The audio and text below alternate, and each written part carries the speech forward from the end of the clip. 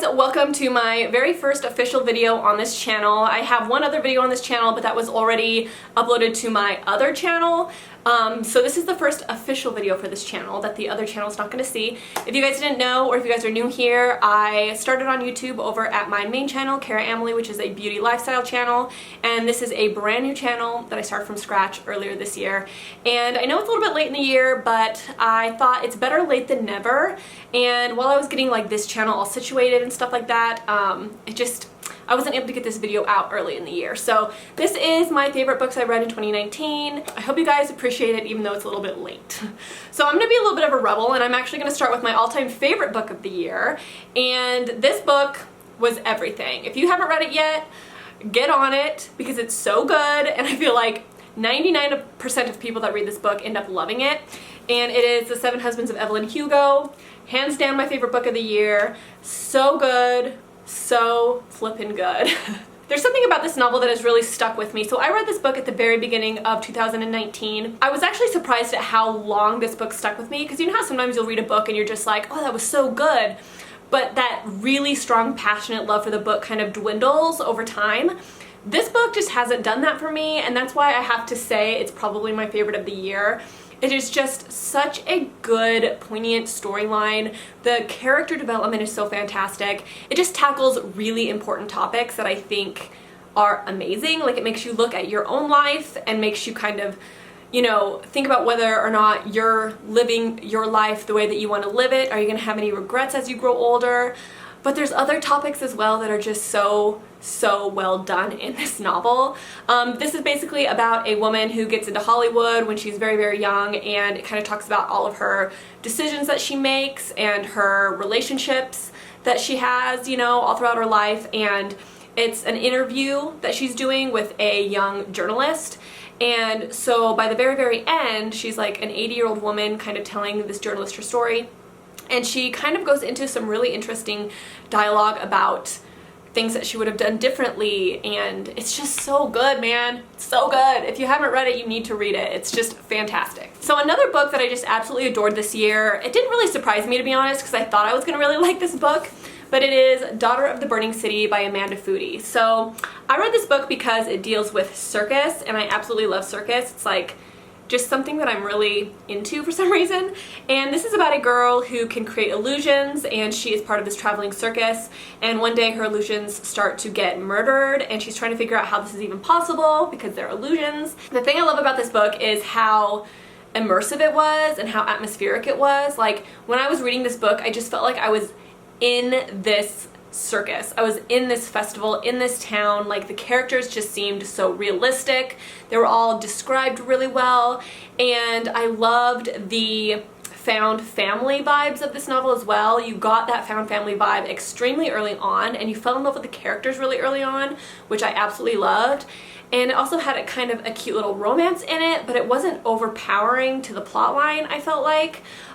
There's definitely other plot lines that went into this novel, which was really good, but it was just a really entertaining read. And it's nice because it's a standalone, and I feel like it's rare to find really good like standalone fantasies that you just really love. So if you're looking for a good like standalone fantasy, this one was definitely good.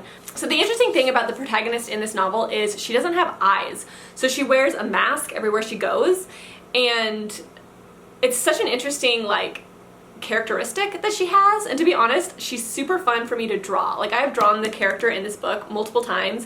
Just a really atmospheric book that you can really picture in your mind. It gives you beautiful like imagery, you know, in your mind as you're reading. So I loved this. It was so good. So the next book I'm going to talk about is Sold by Patricia McCormick. So this was a book I kind of wanted to read, but I didn't know if I was ever going to end up getting my hands on it. But I was at a used bookstore, and I actually saw this on the shelf, and I didn't realize that this book was so short.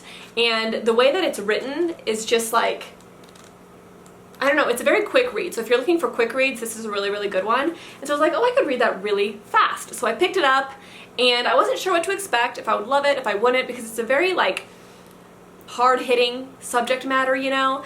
And I ended up adoring this book. So it's basically about child trafficking. It's about her getting sold into basically that world. I don't want to say anything that's going to get me demonetized, so bear with me here.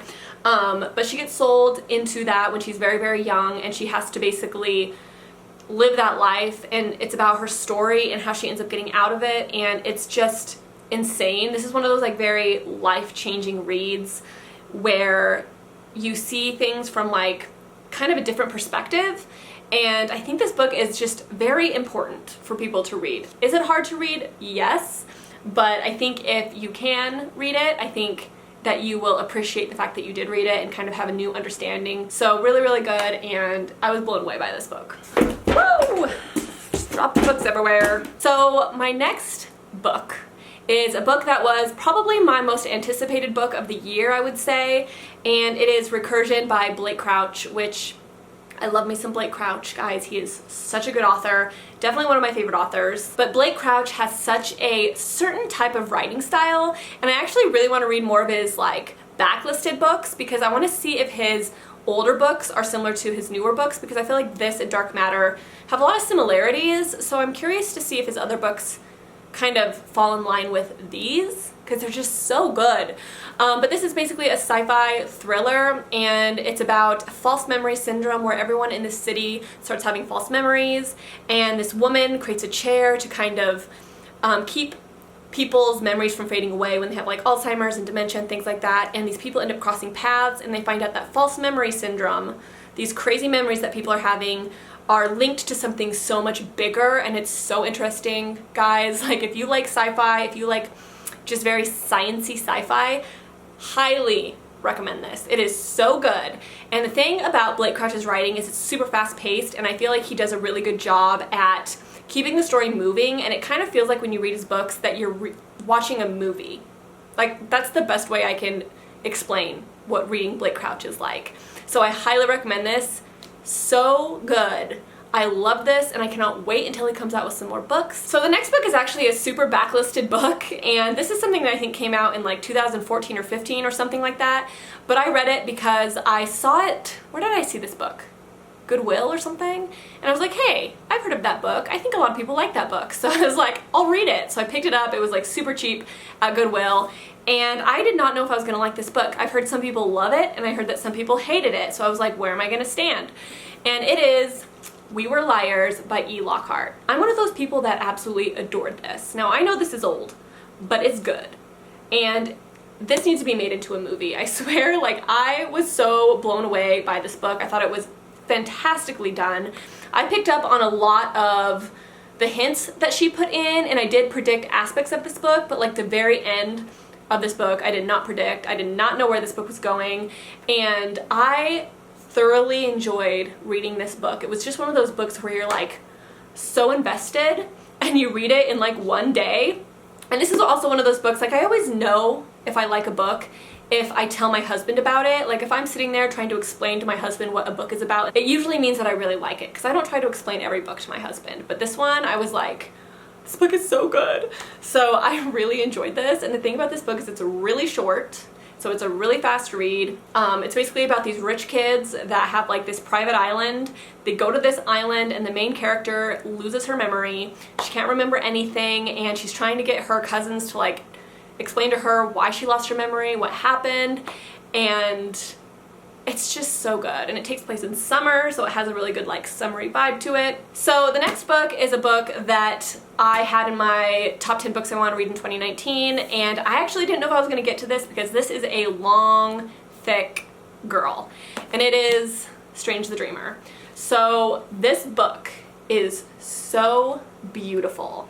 This book, I think I explained it in my, wrap-up videos, that it's a work of art. Like, if you want a book that literally feels like you're reading a work of art, this is it. Her writing is so beautifully lyrical and poetic, it blows your mind. I'm like, I could never write a book this beautiful ever. And it's whimsical and it's dreamy, and the thing I loved about this book the most was Laszlo. I just love him so much. I just want to protect him. I want to be his friend. He is just such a little sweetheart. I can't even handle it. And then I loved like the dream aspects. Like, here's the thing about this book, I think that why I liked it so much is that it was so unique. Like, I feel like she just came up with a whole new concept with this one, and I'm just like, This is insanely beautiful. Like, if they made this into a movie, it would be one of the most aesthetically pleasing movies ever.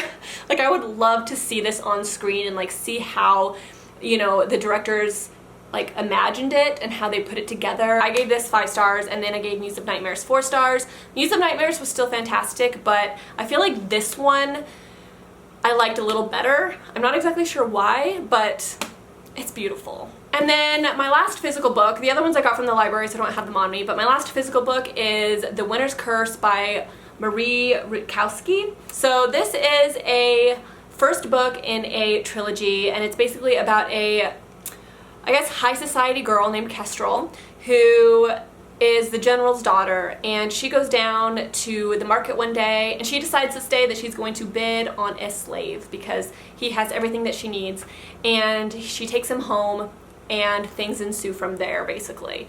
And there's so much more to the plot line in this trilogy than that, but that's like the setup to the plot line. So good. The way that this one was written was fantastic. It was super fast paced. I loved the character development. I loved the romance that ensued. Like, this is definitely a romance trilogy, but there's a lot of politics in it as well, so you're gonna get a little bit of both if you like that.